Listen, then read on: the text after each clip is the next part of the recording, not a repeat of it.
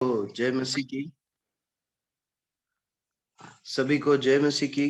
प्रभु का धन्यवाद हो इस अच्छे समय के लिए जो प्रभु ने हमें दिया है।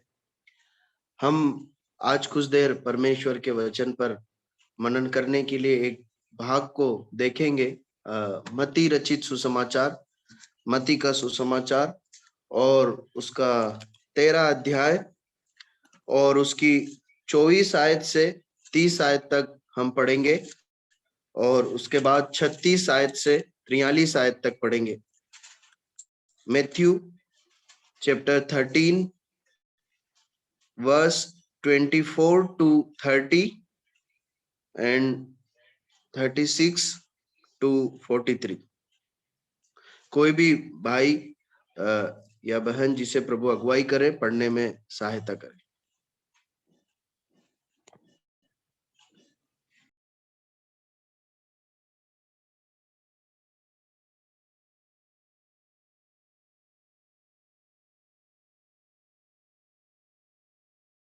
यीशु ने उन्हें एक और दृष्टांत दिया। स्वर्ग का राज्य उस मनुष्य के समान है जिसने अपने खेत में अच्छा बीज बोया, पर जब लोग सो रहे थे तो उसका शत्रु आकर गेहूं के बीच जंगली बीज बोकर चला गया। जब अंकुर निकले और बालें लगीं तो जंगली दाने के पौधे भी दिखाई दिए। इस पर गृहस्थ के दासों ने आकर उससे कहा, हे स्वामी, क्या तूने अपने खेत में अच्छा बीज न बोया था? फिर जंगली दाने के पौधे उसमें कहाँ से आए? उसने उनसे कहा, यह किसी शत्रु का काम है। दासों ने उससे कहा, क्या तेरी इच्छा है कि हम जाकर उनको बटोर लें? उसने कहा, नहीं, ऐसा न हो कि जंगली दाने के पौधे बटोरते हुए तुम उसके साथ गेहूं भी उखाड़ लो। कटनी तक दोनों को एक साथ बढ़ने दो, और कटनी के समय मैं काटने वालों से कहूँगा कि पहले जंगली दाने के पौधे बटोर कर जलाने के लिए उनके गट्ठे बांध लो, और गेहूं को मेरे खत्ते में इकट्ठा करो। उसका 37 आयत से आगे की और 36 से 43 तक भी पढ़ लीजिए कोई भी। तब वह भीड़ को छोड़कर घर में आया और उसके चेलों ने उसके पास आकर कहा, खेत के जंगली दाने का दृष्टांत हमें समझा दे। उसने उनको उत्तर दिया कि अच्छे बीज का बोने वाला मनुष्य का पुत्र है। खेत संसार है, अच्छा बीज राज्य के संतान और जंगली बीज दुष्ट के संतान है। जिस बैरी ने उनको बोया वह शैतान है। कटनी जगत का अंत है और काटने वाला स्वर्गदूत है। तो जैसी जंगली दाने बटोरे जाते और जलाए जाते हैं, वैसा ही जगत के अंत में होगा।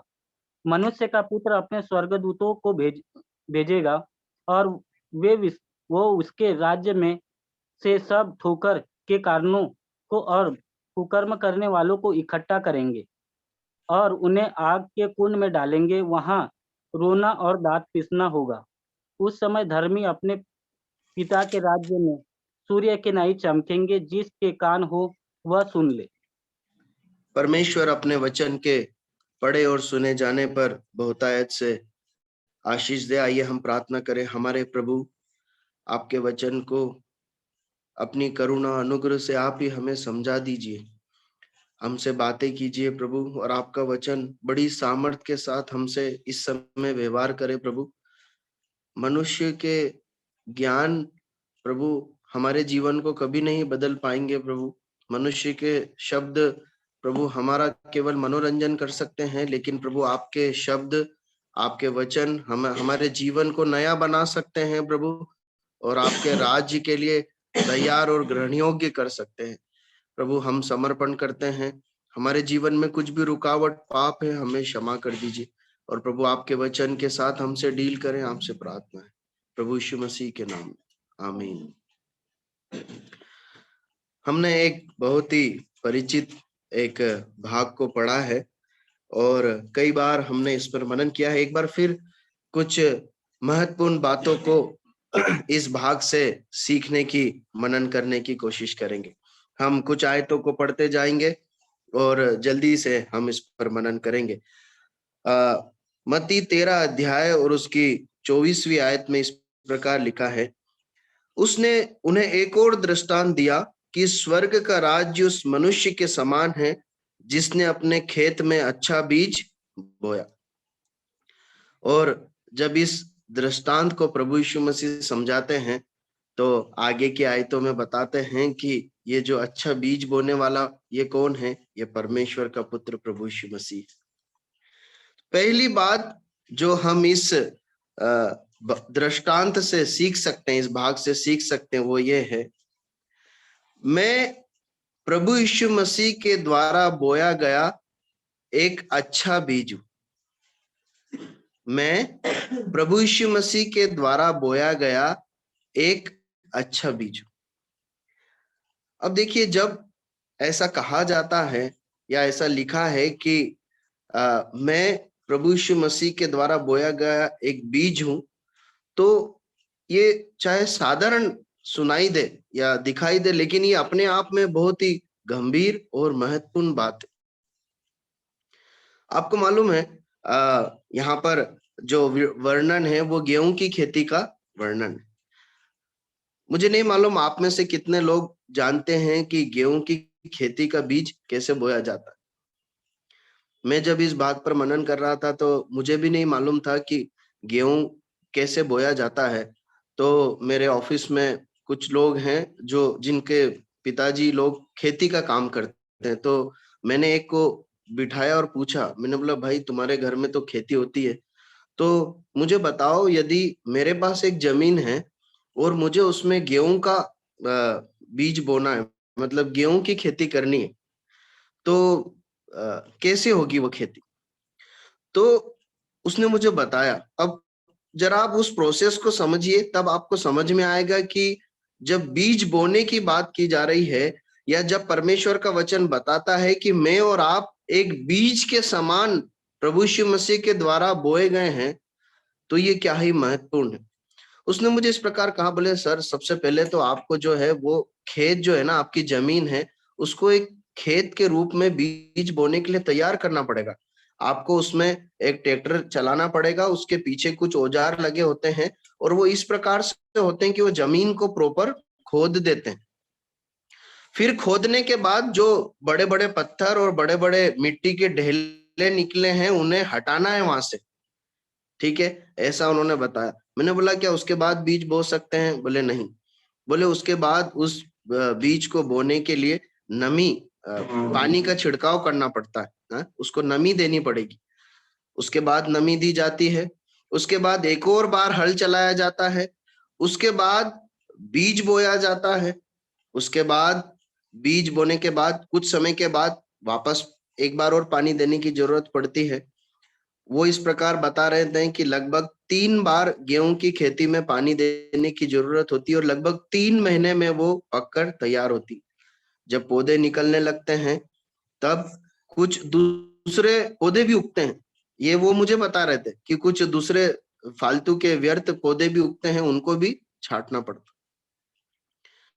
मैं आपको क्या बताना चाहता हूँ, ये भाग जब हमें ये कह रहा है ना कि प्रभु यीशु मसीह ने हमें एक बीज के रूप में बोया है, तो ये एक बहुत महत्वपूर्ण और गंभीर बात है, जिसे हमें बहुत गंभीरता से अपने जीवन में लेना है।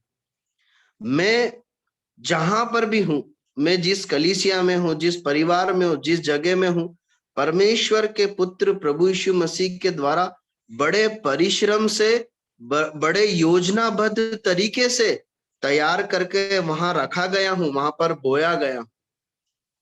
आप समझ रहे हैं?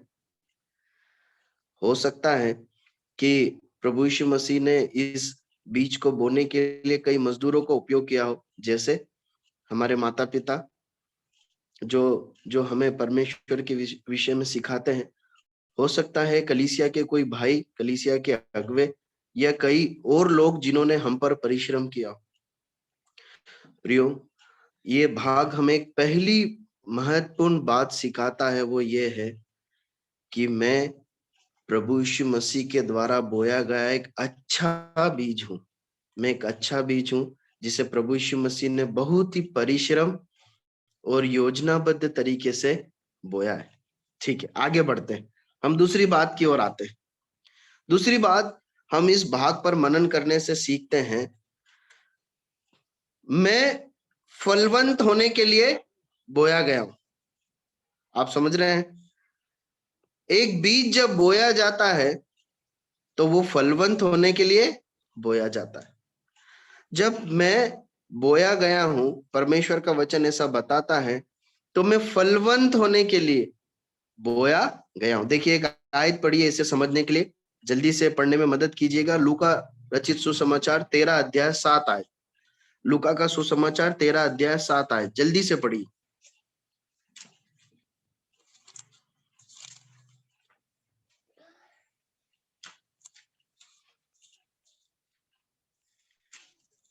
तब उसने बारी के रखवाले से कहा, देख 3 वर्ष से मैं इस अंजीर के पेड़ में फल ढूंढने आता हूँ, परंतु नहीं पाता। इसे काट डाल कि यह भूमि को क्यों रोके रहे। देखिए यहाँ पर एक स्वामी का विवरण है, जो बार बार हर साल क्या देखने आ रहा है? फल देखने आ रहा है। बहुत स्वाभाविक है कि जो बीज बोया गया है ना, उसे फलना ही है। ये बीज की प्रवृत्ति है, ये उसका स्वभाव है ना। कोई सा भी बीज है, अगर वो बीज है ना, तो वो निश्चय ही वापस क्या होगा? वो जब बोया जाएगा तो वो फलेगा। प्रभु जब परमेश्वर ने सृष्टि की तो ऐसा लिखा है कि उन्होंने फलों के अंदर बीज भी डाले जो उन्हीं के अनुसार होते हैं। प्रियो, जब परमेश्वर के पुत्र प्रभु यीशु मसीह ने मुझे और आपको बोया है ना, तो हमें फलवंत होने के लिए, फल लाने के लिए बोया। अब हम इसमें एक बात देख सकते हैं कि या एक प्रश्न, मैं कैसे जानूं कि मैं फलवंत हो रहा हूं या नहीं हूं? मैं फलवंत जीवन जी रहा हूं या नहीं जी रहा हूं, या मेरे जीवन से फल निकल रहे हैं या नहीं निकल रहे? मैं कैसे जान सकता हूं? देखिए एक आयत पढ़ी, पहला यूहन्ना 3:9। पहला यूहन्ना 3:9 मैं आपके लिए पढ़ता हूं। 1 जॉन चैप्टर 3 वर्स 9, ध्यान दीजिएगा। जो कोई परमेश्वर से जन्मा है वो पाप नहीं करता, क्योंकि उसका बीज उसमें बना रहता है, और वो पाप कर ही नहीं सकता क्योंकि परमेश्वर से जन्मा है। देखिए मैं आपका ध्यान उस पद की ओर खींचना चाहता हूं, उस भाग की ओर जहां पर लिखा है क्योंकि उसका बीज उसमें बना रहता है। अब जरा ध्यान दीजिए, प्रभु यीशु मसीह ने जो बीज हमारे अंदर बोया है ना, पता है वो क्या है? वो उसका खुद का बीज है जो उसने हमारे अंदर बोया है। उसका चरित्र, उसको स्वभाव जैसा वो है, वैसा ही बीज उसने हमारे अंदर बोया है। आप समझ रहे हैं? इसलिए इस भाग के संदर्भ में यदि समझा जाए तो फलवंत होने का मतलब क्या है मालूम है? मुझ में प्रभु यीशु मसीह का चरित्र या प्रभु यीशु मसीह का स्वभाव दिखाई देना चाहिए। जब मैं इस भाग पर मनन कर रहा था ना प्रियो, तो सचमुच में इस बात को समझ में आया कि फलवन होने का अर्थ ये नहीं है कि मैं कितना अच्छा भाषण देता हूं, या मैं कितना दान देता हूं, या मैं कितना अच्छे से बाइबल के पदों को मुझे याद है, या मैं अच्छे अच्छे कार्य करता हूं, कितने अच्छे से सेवा करता हूं। ये सब अच्छी बातें हैं, ये सब परमेश्वर के वरदान हैं। लेकिन मैं आपको बताना चाहता हूं कि एक व्यक्ति यदि प्रभु यीशु मसीह के स्वभाव और चरित्र को नहीं जी रहा है ना, तो ये सब बातें कोई महत्व नहीं रखती। एक बीज फलवंत हो रहा है, उसका सबसे जो महत्वपूर्ण या जो मुख्य चिन्ह है वो ये है, उसमें प्रभु यीशु मसीह का स्वभाव, उसमें प्रभु यीशु मसीह का चरित्र दिखाई देगा। वो पाप से दूर रहकर पवित्रता में अपने जीवन को जिएगा।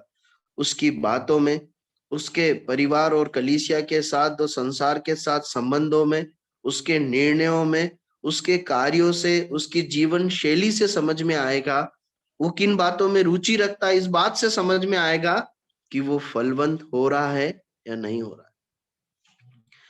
प्रियो, मैं एक गंभीर बात आपको बताना चाहता हूं।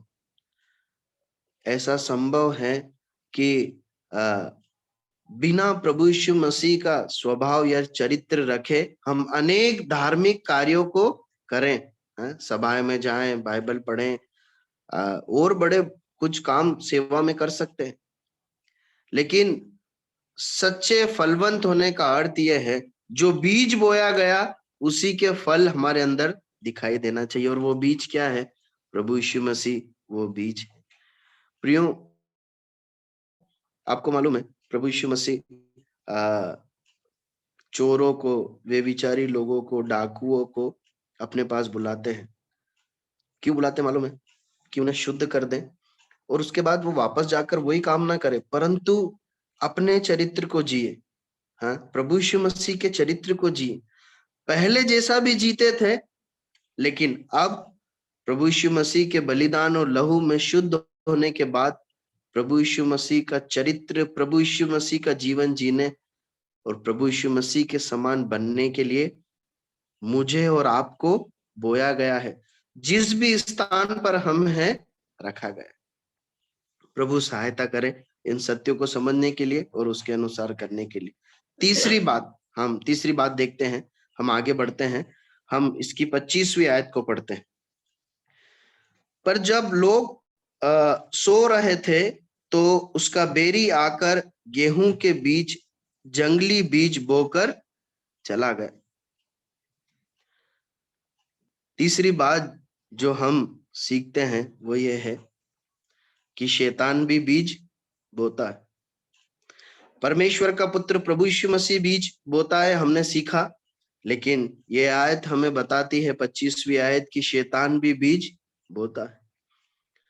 और शैतान अच्छी भूमि में ही अपना बीज बोता है। क्यों बोता है? जो खेती करते हैं वो जानते हैं कि गेहूं के साथ कुछ और भी जो पौधे उगे हैं वो क्या करेंगे? फसल को नुकसान पहुंचाएंगे। इसलिए कि प्रभु यीशु मसीह के द्वारा बोया गया बीज निष्फल हो जाए। अगर आप मत्ती के इस 13 अध्याय को पढ़ेंगे तो आप पाएंगे कि इसमें एक बीज बोने वाले का भी दृष्टांत। वहां पर लिखा है कि वो बीज फलवंत इसलिए नहीं हो पाया क्योंकि अनेक झाड़ियों ने उसे दबा लिया। जंगली दानों के बीज शैतान हमारे अंदर बोता है ताकि प्रभु यीशु मसीह के द्वारा जो बोए गए बीज है ना, वो हमारे अंदर फल ना ला पाए। जिस तरह से हमें फलवंत होना चाहिए हम ना हो पाए, शैतान भी बीज बोता है। ठीक है, आगे देखते हैं। और कब बोता है? कब बोता है बताएंगे आप इस भाग के अनुसार? रात में। भैया ने कहा है रात में, पर इसको थोड़ा सा और सटीक करने की जरूरत है।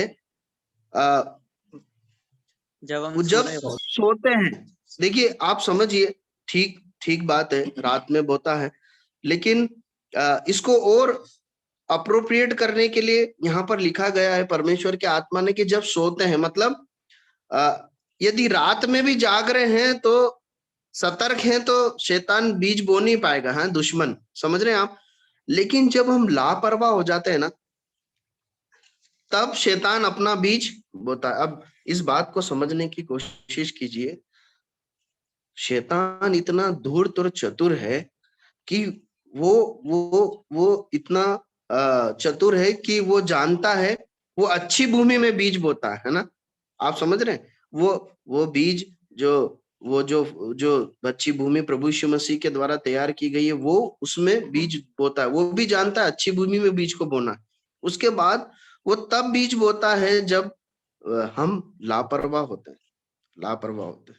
देखिए, एक भाग पढ़े इस बात को और अच्छे से समझने के लिए। पहला पत्रस 5:8, कृपया पढ़ने में मदद करें। पहला पत्रस 5:8।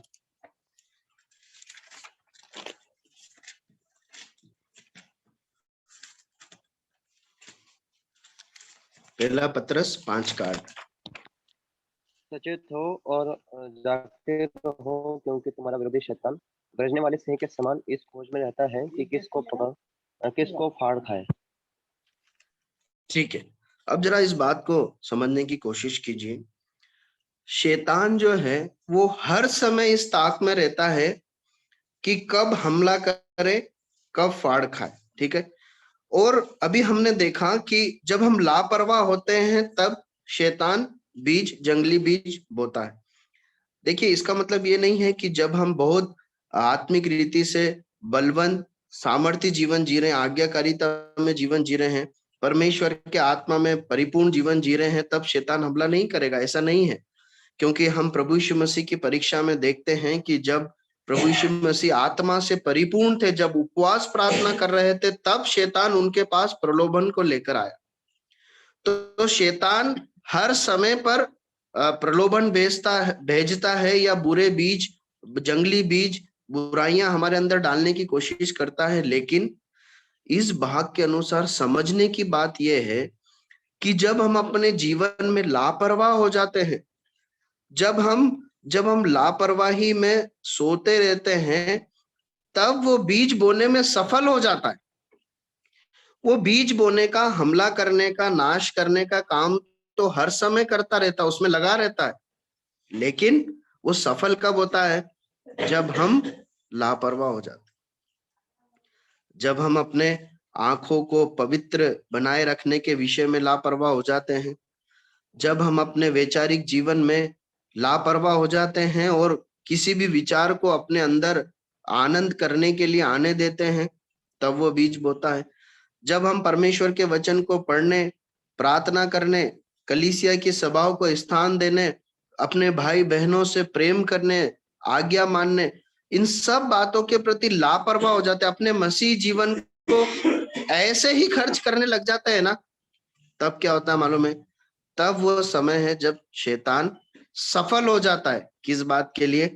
बीज बोने में वो सफल हो जाता है। प्रभु सहायता करे। हम आगे बढ़ते हैं, अगली बात, 5वीं बात सीखते हैं। 26वीं आयत मैं आपके लिए पढ़ रहा हूं। 26वीं आयत, मत्ती 13:26। जब अंकुर निकले और बालें लगी तो जंगली दाने भी दिखाई दी। अब एक और गंभीर बात यहाँ पर लिखी हुई है, पता है क्या है? जंगली बीज भी बढ़ते हैं। प्रियो, जब परमेश्वर के वचन ने पिछले दिनों इस बात को मुझसे कहा ना, आप यकीन मानिए मैं कुछ देर के लिए हिल सा गया। जंगली बीज भी बढ़ते हैं। जैसे अच्छा बीज बढ़कर फलवंत होता है, अगर शैतान ने कुछ बीज मेरे अंदर बोया है तो वो भी फलवंत होगा। लिखा है जंगली दाने भी दिखाई दी। प्रियो, यदि हम अपने मसीही आत्मिक जीवन के प्रति लापरवाह रहेंगे, यदि हम इस बात के प्रति लापरवाह रहेंगे कि मैं प्रभु यीशु मसीह के द्वारा बोया गया एक बीज हूं, जिसे एक उद्देश्य के लिए, जिसे परमेश्वर के राज्य में फलवंत होने के लिए बोया गया है, इसके प्रति यदि मैं लापरवाह रहूंगा ना, शैतान बीज बो देगा, और बीज बो दिया गया तो उसका फल जरूर निकलेगा, वो हमारे जीवन में दिखाई देगा। देखिए, एक और आयत को पढ़िए इस बात को समझने के लिए। इब्रानियों की पत्री, उसका 12 अध्याय और उसकी 12 से 15 आयत, जल्दी से कोई भी भाई पढ़ने में मदद करे। इब्रानियों 12 का 15 क्या लिखा है? इसलिए ध्यान से देखते रहो। हाँ, पढ़ लीजिए भाई।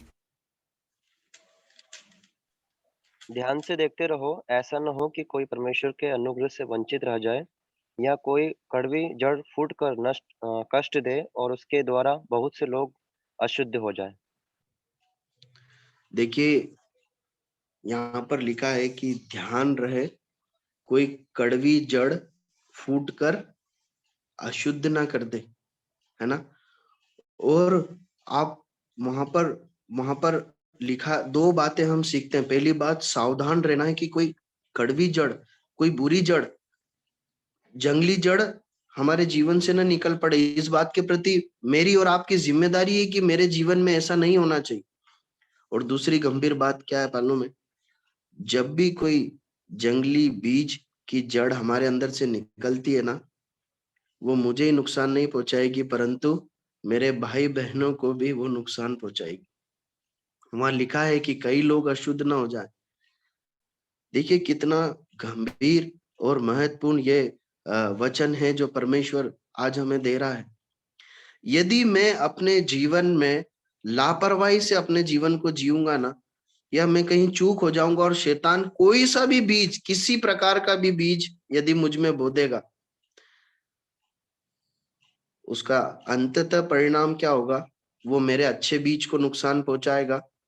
दूसरी बात, वो मेरे कलीसिया के, मेरे परिवार के और मेरे निकटतम मेरे भाई बहनों को भी नुकसान पहुंचाएगा। प्रभु सहायता करे।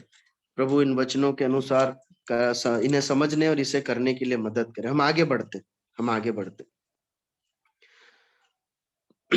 13 के 26 आयत में ही हम एक और बात को सीखते हैं कि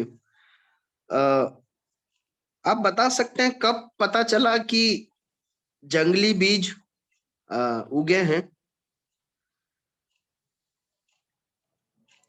कब पता चलता है कि जंगली बीज बोए गए हैं? बता सकते हैं? 26वीं आयत के अनुसार लगी, जब अंकुर निकले और बालें लगी तो जंगली दाने दिए। जी, बिल्कुल सही। देखिए जब फल लगते हैं ना, तब पता चलता है क्या कि ये तो जंगली बीज है।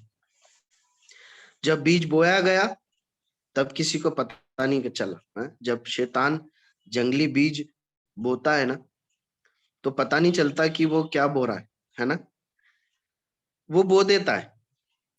जब बोया गया तब पता नहीं चलता, वो धीरे धीरे अंदर बढ़ता है। वो पहले जमीन में अपनी पकड़ बनाता है, फिर वो वहां से अंकुरित होकर पेड़ के रूप में, पौधे के रूप में बढ़ता है।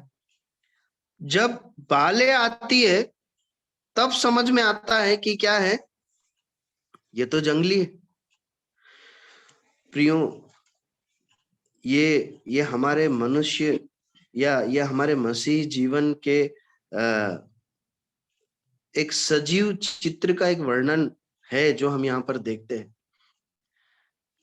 यदि आज मेरे अंदर कुछ बुराइयां दिखाई दे रही है ना, परमेश्वर के वचन के विरुद्ध पाप या अनाज्ञाकारिता या प्रभु यीशु मसीह के चरित्र या स्वभाव के विपरीत कुछ भी दिखाई दे रहा है, तो उसके पीछे क्या कहानी है मालूम है? एक समय पर मैंने लापरवाही में जीवन जिया है और उस लापरवाही के समय में शैतान ने अपने बीज को बोया, जिसके फल आज दिखाई दे रहे,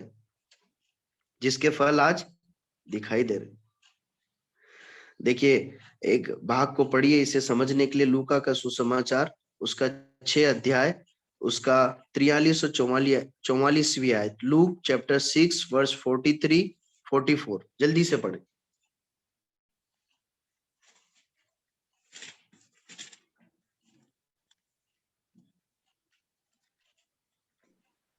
कोई अच्छा पेड़ नहीं जो निकम्मा फल लाए, ना तो कोई निकम्मा पेड़ है जो अच्छा फल लाए। हर एक पेड़ अपने फल से पहचाना जाता है, क्योंकि लोग झाड़ियों से अंजीर नहीं तोड़ते और न झड़बेड़ी से अंगूर। आगे पढ़ना। 44वीं आयत वर्स 44।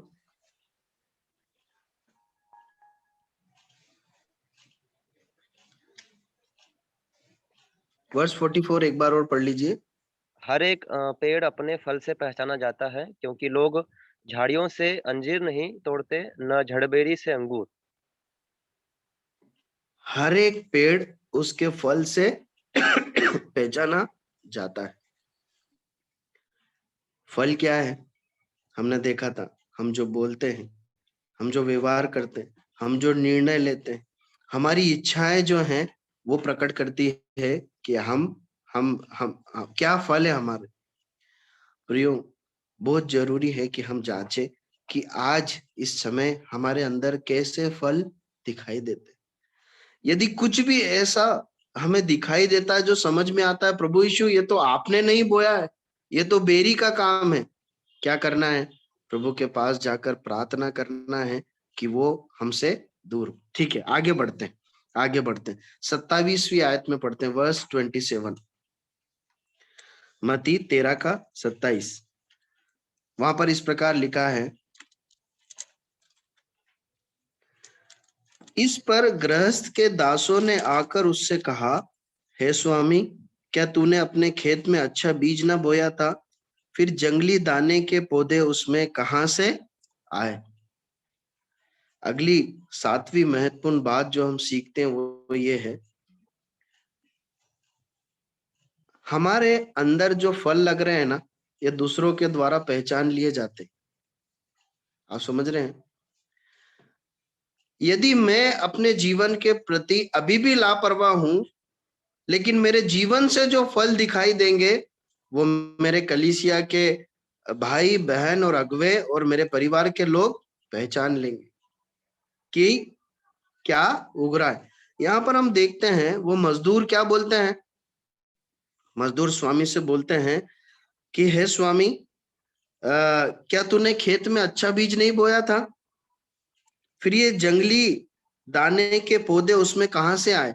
मतलब वो सक्षम थे, वो इस बात को पहचान पाए कि अच्छे फल कौन से हैं, अच्छे दाने कौन से और जंगली दाने कौन से।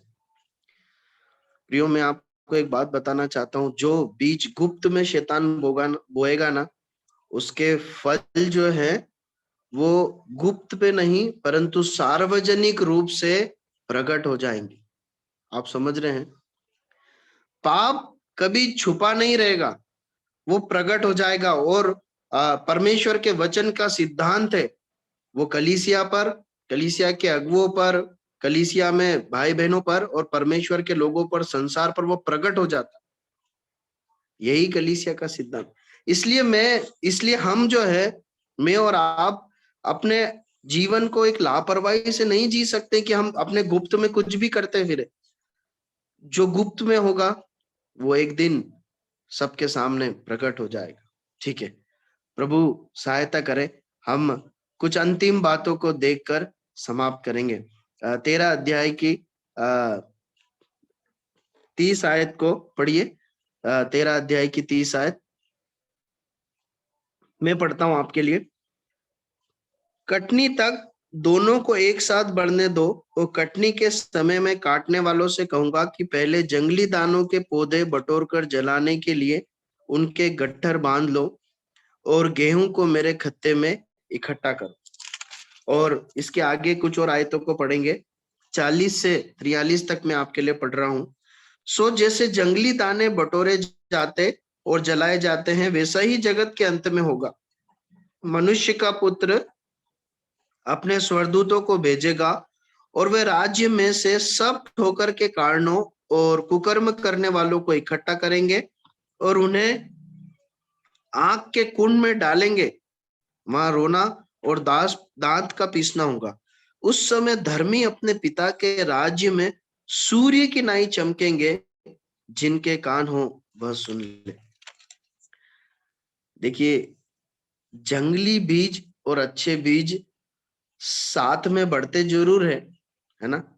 अच्छी बीज में, अच्छी भूमि में बोए जाते हैं, साथ में बढ़ते हैं, लेकिन उनका अंत एक समान नहीं होगा। इस बात को ध्यान रखिएगा। आज चाहे आपको ऐसा लगता हो कि कुछ अंतर ही नहीं है, भैया मेरी कलीसिया के जो भाई बहन पवित्रता में, परमेश्वर के वचन को पढ़ने में, आज्ञाकारिता में जीवन जी रहे हैं, और मैं जो है अपने गुप्त में, अपनी मनमानी में कैसा भी जीवन जी रहा हूं, पाप में, अपनी लालसाओं में, अंतर तो है ही नहीं। वो भी खाते हैं, मैं भी खा रहा हूं, उनके पास भी धन है, मेरे पास भी धन है, जिंदगी वैसी ही चल रही है। प्रियो, वैसी ही चलेगी। परमेश्वर का वचन यहाँ पर इस भाग में यही बताता है, दोनों एक साथ बढ़ते रहेंगे, लेकिन अंत क्या होगा? अंत भयानक होगा। यदि जंगली बीज को स्थान देते हुए, अपने जीवन में शैतान की बातों को स्थान देते हुए पाप में अपना जीवन जी रहे हैं ना, तो लिखा है जला, अंत में इकट्ठा करके जला दिए जाएंगे। लेकिन यदि आज परमेश्वर का भय मानकर, पवित्रता में जीवन जी रहे हैं तो क्या लिखा है मालूम है? सूर्य की नाई चमकेंगे, सूर्य की नाई चमकेंगे। प्रियो, में परमेश्वर के वचन के आधार पर आपको इस बात के लिए चुनौती देना चाहता हूं, मेरे लिए देना चाहता हूं, आपके लिए देना चाहता हूं। चाहे बाहर से चीजें सामान्य दिखाई दे, आपको लग सकता है क्या दुनिया ऐसे ही जी रही है, लोग मजे करने वाले मजे करते हैं, जिसको जो जो करना है, जिसको शराब पीना वो पीते हैं, जिनको पाप करना है पाप करते हैं, जिनको जो चाहे देखना है देखते हैं, जो बोलना है बोलते हैं, मनमानी करते हैं। वो भी जी रहे हैं, मैं भी जी रहा हूं। अंतर क्या है? अंतर एक दिन प्रकट हो जाएगा। परमेश्वर के वचन में लिखा है कि आग हरेक के काम को परखेगी। यदि पाप के साथ जिएंगे तो जलाए जाएंगे, लेकिन यदि प्रभु यीशु मसीह के भी अच्छे बीज को पालकर जिएंगे तो लिखा है सूर्य के नहीं चमकेंगे। और मैं आपको एक बात बता दूं, जो लोग परमेश्वर का भय मानकर जीते, उनके एक प्रोत्साहन के लिए बहुत बड़ी बात पता है क्या है? इस भाग से जो परमेश्वर हमें सिखाता है, जब एक फसल पकती है ना, एक बीज फसल के रूप में पककर जब खेतों में तैयार होता है, तो मैं आपको एक बात बता दूं, महिमा किसकी होती, नाम किसका होता है, धनी कौन होता है? वो बीज होता है क्या? नहीं, जिसने उसे बोया है ना, वो धनी होता है, उसकी महिमा होती। जब आप किसी एक बड़े भंडारी को देखेंगे, जिसके किसान को देखेंगे जिसके पास बहुत अच्छी फसल और उसके खत्तों में बहुत सारे गेहूं है, तो आप ये नहीं बोलेंगे वो गेहूं कितना महिमामय है, नहीं, आप उस किसान को बोलेंगे, उस बोने वाले को बोलेंगे, अरे आपकी महिमा, आपका कार्य कितना बड़ा है। प्रियो, जब मैं और आप फलवंत होंगे ना, पता है किसकी महिमा होगी? हमारे बोने वाले की महिमा होगी, हमारे प्रभु यीशु मसीह की महिमा होगी। आज हम आराधना के समय में क्रूस की उस दर्दनाक मृत्यु को वर्णन कर रहे थे। उस व्यक्ति ने जो क्रूस पर मरा है, आपको और मुझे बोया है। क्यों बोया है? ताकि हम फलवंत बने, और एक दिन जब वो कटनी काटे तो मालूम क्या हो? उसकी महिमा हो। उसका परिश्रम जो क्रूस पर गया हो वो व्यर्थ ना चले जाए। ये आपकी और मेरी जिम्मेदारी है कि हम अच्छे फल होकर जिए। परमेश्वर इन वचन के पढ़े और सुने जाने पर आशीष दे। एक अंतिम आयत पढ़कर समाप्त करेंगे, दूसरा पत्रस उसका 3 अध्याय 9 आयत। दूसरा पत्रस 3 अध्याय 9 आयत। दूसरा पत्रस 3 अध्याय 9 आयत। 20 आयत, माफ कीजिए, पहला हाँ ठीक है, दूसरा पत्रस 3 अध्याय 9 आयत।